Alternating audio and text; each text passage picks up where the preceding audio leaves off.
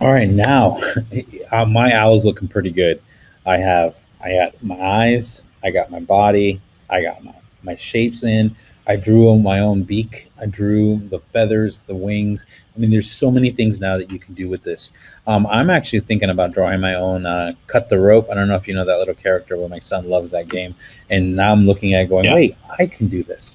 So now, what is left to do? I feel like this is already done. What else possibly would I want to do to this?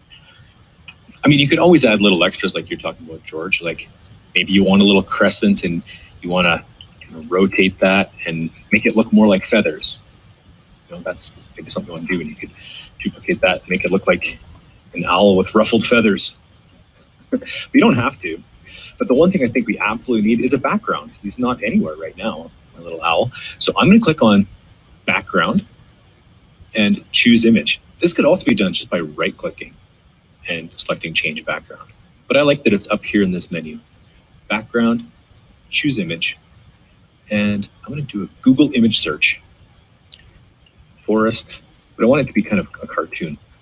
Now, because it's in here, there won't be a huge variety. You might find this exact same one, and that's fine. I'm going to press done. Now my owl is in a forest. Super fun. The last thing I need is my owl needs a name. And there's a few ways you can add text on a slide.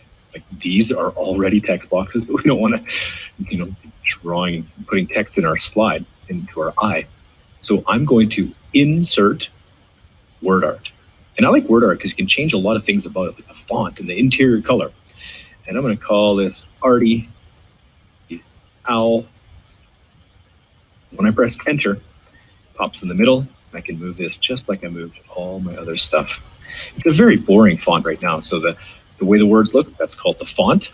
Right now it's this one. So you notice when I click on it, I see the font. And I found one I really like called Barrio. I think it seems kind of owl-like, but you can find one of your own, find one that you think is great. Maybe you want to go in and you find one that's more like permanent marker, any of these sort of things. So find a font. You can go to more fonts and find fonts if you want, but find a font that you like.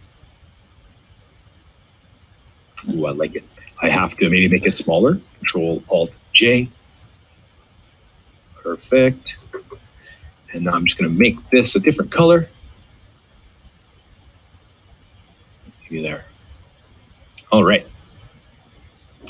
So my owl is ready to go, George. The last thing I'm going to do is just save this image. File, download as a PNG. And if you're on a Chromebook, that's going to save right to your drive. You could also save it to a desktop with any other machine that you have. So we're going to save this as a picture. We could use it for our stories. We could use it as our desktop. We could use it later on. So your owl can be an awesome addition to things you've created in your drive. So it's your turn.